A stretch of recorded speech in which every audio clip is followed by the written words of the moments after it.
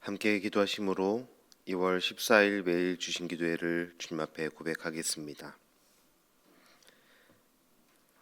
사랑과 은혜가 충만하신 하나님 아버지, 오늘도 새날을 허락하시고 우리를 주님의 은혜 가운데 불러주심을 감사드립니다. 이 귀한 하루의 첫 시간을 주님 앞에 올려드리며 하나님의 말씀을 듣고 기도로 시작할 수 있도록 인도하심이 주님의 은혜인 줄 믿습니다. 우리의 삶 속에서 주님의 뜻을 이루어 가게 하시고 각자에게 맡겨주신 소명과 비전을 따라 살아가는 모든 높은 뜻 덕소의 가족들 되게 하여 주시옵소서. 주님, 우리 교회 중고등부 겨울 수련회가 내일부터 시작됩니다.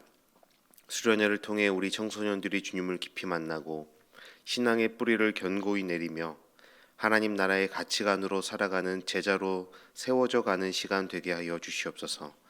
세상의 소리에 흔들리지 않고 주님의 말씀을 따라가는 담대한 믿음의 도전을 받게 하여 주시고 수련회를 준비하는 모든 교육자와 교사들에게도 지혜와 힘을 더하여 주시옵소서. 모든 일정 가운데 주님의 보호하심과 인도하심이 함께하여 안전하고 은혜로운 시간으로 진행될 수 있도록 주님 함께하여 주시옵소서. 오늘 드리는 이 예배를 위해 기도합니다. 예배가 단순한 형식이 아니라 주님과의 온전한 만남의 시간이 되게 하여 주시옵소서. 우리의 마음을 열어주셔서 말씀을 듣고 깊이 깨달아 살아낼 수 있도록, 그래서 하나님의 말씀이 우리 삶 가운데 생동력 있게 살아 운행하시는 것을 경험하는 은혜를 누리는 예배가 되게 하여 주시옵소서. 우리의 심령이 말씀으로 변화되며 새롭게 되는 시간 되기를 원합니다. 모든 것을 주님께 맡겨드리며 우리를 사랑하시고 우리를 인도하시는 예수님의 이름으로 기도드립니다. 아멘. 오늘 우리에게 주시는 하나님의 말씀은 누가복음 3장 1절로 17절까지 말씀입니다. 누가복음 3장 1절로 17절까지 말씀 함께 합독하도록 하겠습니다. 하나님의 말씀입니다. 디베료 황제가 통치한 지 15해 곧 본디오 빌라도가 유대의 총독으로, 헤롯이 갈릴리의 분봉왕으로, 그 동생 빌립이 이두레와 드라고니 지방의 분봉왕으로, 루사니아가 아빌레네의 분봉왕으로, 안나스와 가야바가 대제사장으로 있을 때에 하나님의 말씀이 빈들에서 사가랴의 아들 요한에게 임한지라. 요한이 요단강 부근 각처에 와서 죄사함을 받게 하는 회개의 세례를 전파하니, 선지자 이사야의 책에 쓴 바 광야에서 외치는 자의 소리가 있어 이르되 너희는 주의 길을 준비하라, 그의 오실 길을 곧게 하라. 모든 골짜기가 메워지고 모든 산과 작은 산이 낮아지고 굽은 것이 곧아지고 험한 길이 평탄하여질 것이요 모든 육체가 하나님의 구원하심을 보리라 함과 같으니라. 요한이 세례 받으러 나오는 무리에게 이르되 독사의 자식들아, 누가 너희에게 일러 장차 올 진노를 피하라 하더냐. 그러므로 회개에 합당한 속으로 아브라함이 우리 조상이라 말하지 말라. 내가 너희에게 이르노니 하나님이 능히 이 돌들로도 아브라함의 자손이 되게 하시리라. 이미 도끼가 나무 뿌리에 놓였으니 좋은 열매 맺지 아니하는 나무마다 찍혀 불에 던져지리라. 무리가 물어 이르되 그러면 우리가 무엇을 하리이까? 대답하여 이르되 옷 2벌 있는 자는 옷 없는 자에게 나눠 줄 것이요 먹을 것이 있는 자도 그렇게 할 것이니라 하고, 세리들도 세례를 받고자 하여 와서 이르되 선생이여 우리는 무엇을 하리이까 하매, 이르되 부과된 것 외에는 거두지 말라 하고, 군인들도 물어 이르되 우리는 무엇을 하리이까 하매, 이르되 사람에게서 강탈하지 말며 거짓으로 고발하지 말고 받는 급료를 족한 줄로 알라 하니라. 아멘. 14절까지 말씀 준비된 것 같습니다. 14절까지 말씀 함께 나누도록 하겠습니다. 또 오늘도 귀한 자리 또 함께 예배하고 또 함께 주님의 말씀을 나누며 무엇보다 하나님의 말씀으로 도전받는 이 자리에 오신 여러분 주님의 이름으로 환영합니다. 우리가 신앙생활을 한다라고 말할 때 많은 정의가 있을 거예요. 그런데 신앙생활을 한다라는 것은 단순하게 종교 의식을 행하거나 따르는 것을 의미하는 것이 아니라는 것을 우리는 잘 알고 있습니다. 많은 사람들은 그런데 그 교회에 다니다 보면 예배에 잘 참석하고 묵상을 하고 기도회를 하고 필사를 하는 것, 이런 종교적 의식들이 우리가 신앙생활을 하고 있다라고 생각하고 있을 때가 많습니다. 하지만 이 성경이 말하는 신앙, 그리고 신앙인의 삶이라는 것은 훨씬 더 근본적인 삶의 변화를 의미합니다. 바로 참된 회개를 통한 변화가 바로 신앙생활의 시작이고, 회개하는 삶이 바로 신앙생활이다라고 성경은 말하고 있어요. 참된 회개에는 삶의 중심과 주권이 완전히 바뀌는 것을 의미합니다. 내 인생의 주인과 내 인생의 주권이 나 자신에게서 하나님에게로 변화되는 것입니다. 이 변화는 우리가 생각하는 것보다 훨씬 더 깊고 삶의 모든 영역에서 영향을 미칩니다. 우리의 삶은 본능적으로 우리는 죄인이기 때문에 이기적일 수밖에 없고 자신을 중심으로 살아갑니다.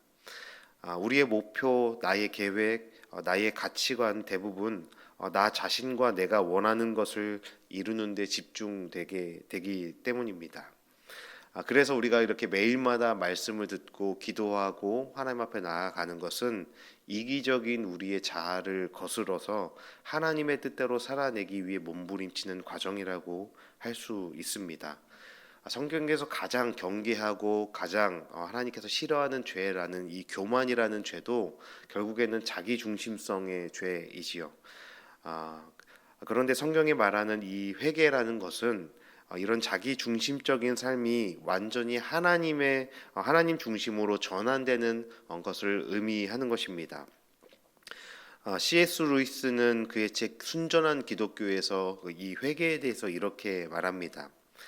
회개란 단순히 삶을 고치는 것이 아니다. 그것은 우리가 지금까지 살던 방식이 철저히 잘못되었음을 인정하고 우리 존재 자체를 하나님께 내어드리는 것이다 라고 말해요. 회개는 단순한 후회 정도가 아니라는 것이죠. 삶의 방향을 바꾸고 새로운 길을 선택하는 완전히 새로운 결단을 의미한다라는 겁니다. 그 길은 우리의 주권을 내려놓고 하나님의 다스리심을 받아들이는 길입니다. 마치 왕이 바뀌면 나라의 정책과 법이 완전하게 바뀌는 것처럼 우리의 삶의 주인이 하나님으로 변화되었다면 하나님의 통치와 하나님의 뜻대로 우리의 가치관과 행동과 삶의 방향이 완전히 변해야 한다는 것입니다. 그렇게 우리의 삶을 돌아보면서 우리는 질문해 보아야 합니다. 과연 내 삶의 주인은 누구인지, 나는 하나님을 따르는 삶을 살아가고 있는지, 아니면 여전히 세상의 가치관을 따르고 추구하고 있지는 않았는지, 우리는 단순히 죄를 뉘우친다라는 개념을 넘어서 주님의 다스리심을 받아들이고 하나님 나라의 가치관을 따르는 삶을 살아가야 하는 것입니다. 그것이 진정 회개한 회심한 사람의 모습이고 방향이기 때문입니다. 그래서 오늘 본문에서 세례 요한은 바로 이 참된 회개가 무엇인지 우리에게 말하고 있습니다. 회개한 사람은 어떤 삶을 살아가야 하는지를 우리에게 또 제시하고 있어요. 그리고 이것을 통해 메시아를 영접할 준비가 된 사람이 누구인가라는 중요한 질문을 던지고 있는 겁니다. 그래서 오늘 이 말씀을 통해서 그렇다면 회개한 사람의 삶은 어떠해야 하는지를 함께 나누어 보려고 합니다. 누가는 이 본문의 도입에서 당시의 정치적, 종교적 상황을 자세하게 기록하고 설명합니다. 우리가 1절과 2절 말씀을 다시 한번 읽어보면 좋겠습니다. 디베료 가이사가 통치한 지 15해 곧 본디오 빌라도가 유대의 총독으로 헤롯이 갈릴리의 분봉왕으로 그 동생 빌립이 이두레와 드라고니 지방의 분봉왕으로 루사니아가 아빌레네이의 분봉왕으로 안나스와 가야바가 대제사장으로 있을 때에 하나님의 말씀이 빈들에서 사가랴의 아들 요한에게 임한지라. 이 시기는 AD 27년경인데 예수님께서 공생애를 시작하기 직전의 상황입니다. 이 당시 유대에는 이렇게 여러 가지 많은 분봉왕들 다스리는 지도자들이 있었고, 또 유대 사회 안에서도 여러 가지 많은 당파들이 존재했습니다. 이들은 각기 자기들의 방법대로 경건을 추구하면서 자신들의 신앙과 삶을 살아가고 있었습니다. 우리가 잘 아는 바리새파가 있었고, 그들은 율법 준수를 강조하면서 경건의 삶을 추구했습니다. 사두개파라고 알려진 자들은 성전 중심의 제사와 정치적 세력과의 타협을 통해서 기득권을 유지하는 사람들이었습니다. 에세네파는 사실 이 세례 요한도 이 에세네파에 속해 있다라고 볼 수 있는데, 나중에는 이 에세네파와 또 별개로 자신의 그 신앙과 삶을 살아가고 있죠. 이 에세네파는 세속을 떠난 사람들입니다. 그래서 세속을 떠나서 경건한 공동체 생활을 추구하던 사람들이 바로 이 에세네파였고, 열심당원들이 있었습니다. 그들은 로마에 대한 무력 저항을 주장하면서 자신의 신앙과 신념을 지키며 살아가는 사람들이었습니다. 하지만 오늘 이 말씀에서 보는 것처럼 하나님의 말씀이 인간이 만든 구조나 그 체계 안에 임한 것이 아니라는 것을 우리는 볼 수 있습니다. 오히려 광야에 홀로 있었던 세례 요한에게 임하였다라고 본문은 말하고 있어요. 여러분, 이것이 의미하는 것이 무엇이겠습니까? 하나님의 구속 역사가 인간의 권력 구조에 의해 결정되지 않는다라는 사실을 강조하는 겁니다. 하나님은 권력과 명예를 추구하는 자들에게 말씀하시는 것이 아니라 광야에서 회개의 메시지를 외치는 세례 요한을 통해 구원의 길을 준비하게 하신 거예요. 오늘날에도 사람들은 종교적, 정치적 권력에 기대어 신앙을 유지하려는 경향이 있습니다. 최근에 많은 문제를 일으키고 있는 그런 기독교인이라고 말하는 자들이 바로 그런 모습일 겁니다. 그런데 하나님의 구속 역사, 하나님의 역사는 겸손한 자들, 진정으로 회개하여 하나님의 통치 안에 다스림을 받는 자들을 통해 이루어지는 것이지, 권력 구조나 정치 세력과 결탁한 이들에게 하나님의 뜻이 이루어지지 않습니다. 우리의 신앙이 외적 형식이나 권력 구조에 의존하는 것이 아니라 진정한 회개와 복음의 능력 안에서 이루어져야 함을 기억해야 하는 것이죠. 세례 요한은 이사야서 40장의 예언을 성취하는 인물입니다. 오늘 본문 4절에서 광야에서 외치는 자의 소리가 있어 이르되 너희는 주의 길을 준비하라, 그의 오실 길을 곧게 하라 라고 말합니다. 세례 요한에 대한 설명입니다. 우리가 출애굽기도 나누었고 여호수아 민수기를 계속 나누어왔는데, 이 광야라는 이 장소의 특징이 있죠. 이 광야는 성경에서 준비의 장소이고 하나님과의 만남을 갖는 장소로 등장합니다. 내 삶에 있던 그런 오점과 또 연약함들이 걸러지는 필터와 같은 장소가 바로 이 광야입니다. 모세와 이스라엘 백성들은 광야에서 하나님과 언약을 맺었고, 다윗은 광야에서 하나님의 훈련을 받았습니다. 요한 역시 광야에서 하나님의 말씀을 받았고, 예수님 또한 이 광야에서 시험 받음을 통해서 하나님의 뜻을 또 말씀하고 또 전하여 주셨습니다. 이스라엘 백성들에게 회개를 선포함으로써 메시아를 준비시킨 이 세례 요한이 바로 이 광야에서 하나님의 말씀을 받게 되었다는 겁니다.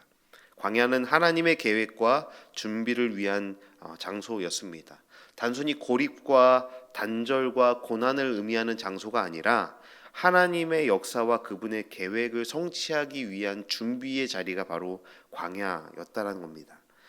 그렇다면 우리의 삶에서 하나님이 예비하시는 시간이 무엇인지, 광야와 같은 시간이 있다라면 그것이 단지 고립과 단절이 아닌 하나님께서 하나님의 뜻을 이루기 위하여 우리의 생각과 방법과 가치관을 내려놓게 하시고 하나님의 뜻대로 다시 세워져 가게 하는 장소라는 것을, 우리를 준비시키고 계시다라는 것을 우리는 잊지 않고 그 과정 속에서 우리의 시선을 하나님께 두고 신뢰하며 나아가야 할 것입니다. 세례 요한은 이 회개 세례를 베풀면서 단순한 형식적인 신앙이 아니라 삶의 변화가 동반된 진정한 회개를 촉구하고 선포하기 시작합니다. 오늘 본문에서 세례 요한이 욕을 하지요. 독사의 자식들아, 누가 너에게 임박한 진노를 피하라 하더냐라고 말합니다. 당시 일부 유대인들은 그런 생각을 갖고 있어요. 선민의식이라고 하지요. 나는 아브라함의 자손이니까 나는 당연히 구원받을 거야. 내 구원은 자동적으로 이루어질 거야 라는 믿음이 있었습니다. 그런데 요한이 여기서 말하는 것은 너희가 혈통 때문에 구원받는 것이 아니다. 회개의 열매가 구원의 기준이다. 너희가 자동적으로 구원받을 수 없다라는 것을 강조하는 거예요. 그래서 8절에서 이렇게 말하죠. 그러므로 회개에 합당한 열매를 맺고 속으로 아브라함이 우리 조상이라 말하지 말라라고 강조하고 있는 겁니다. 이와 같은 의미로 디트리 본회퍼 목사님이 나를 따르라라는 책에서 이렇게 말했습니다. 값싼 은혜는 회개 없는 용서이며 변화 없는 믿음이다. 회개가 없는 신앙은 단순한 종교적 습관일 뿐 결코 구원을 가져올 수 없다라고 말했습니다.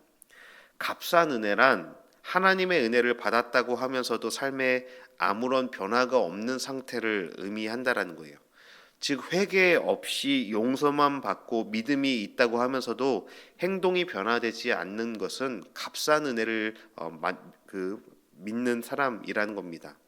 보네포는 이것이 진정한 신앙이 아니라 그것은 단순한 종교적 습관이고 형식일 뿐이며 결국 구원으로 이루어질 수 없다라고 강조합니다. 참된 회개로 인하여 진정한 은혜를 경험하지 않는다면 그것은 구원으로 이어질 수 없다라는 이 세례 요한의 선포와 같은 말을 하고 있는 겁니다. 그래서 참된 신앙이라는 것은 삶의 변화와 순종을 동반해야 하고 회개라는 것은 반드시 우리 삶의 행동을 통해 변화된 모습이 나타나고 드러나야 한다라는 것이죠. 그래서 이러한 가르침을 듣고 사람들은 자연스럽게 질문할 수밖에 없었던 거예요. 세례 요한, 그러면 우리가 무엇을 해야 합니까? 어떻게 해야 합니까? 라고 질문합니다. 단순히 종교적 행위만으로 구원이 보장되지 않는다면, 혈통만으로 구원이 보장되지 않는다면 그럼 우리는 어떻게 살아야 하는 건데요? 라고 질문을 하는 것이죠. 이것이 바로 무리들이 세례 요한에게 질문했던 핵심적인 이유입니다.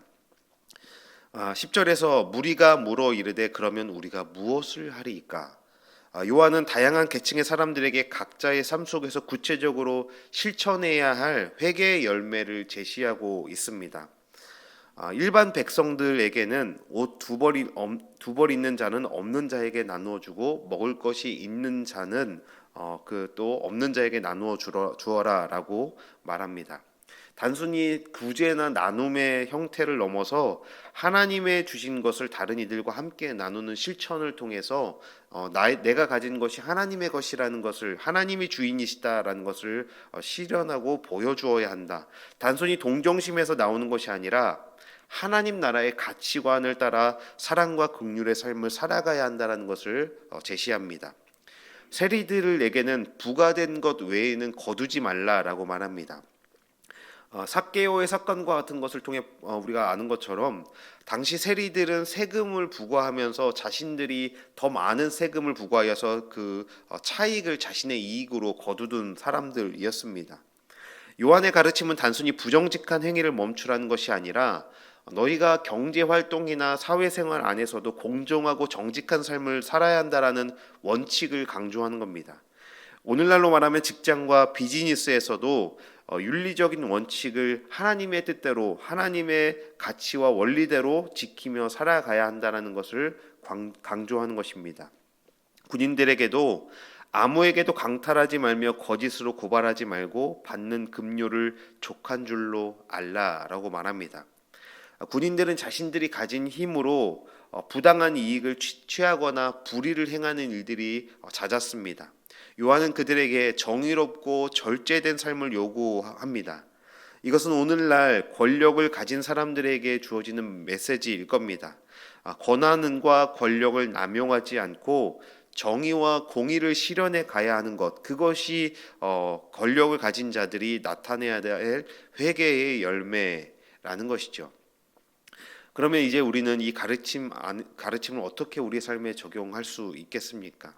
우리는 우리의 삶 속에서 이웃을 돌아보며 나눔을 실천하고, 우리가 살아가고 있는 사회와 세상 속에서, 직장에서 정직하고 공정하게 일하며 나에게 주어진 힘과 권한을 남용하지 않고 올바르게 사용해야 합니다. 단순한 회개가 아니라, 단순한 후회와 자기 질책이 아니라 우리의 삶이 근본적으로 변화하고 그 변화가 실제 행동으로 나타나야 한다는 겁니다. 우리도 형식적인 신앙에 머물러 있지는 않은지, 단지 이 예배에 참여한 것만으로 우리가 회개하고 우리가 신앙생활하고 있다고 안주하고 있지는 않았는지 우리의 삶을 돌아볼 수 있어야 합니다. 교회를 다니고 예배를 드린다고 해서 자동으로 구원받는 것이 아니라는 것을 우리 또한 적용해야 합니다.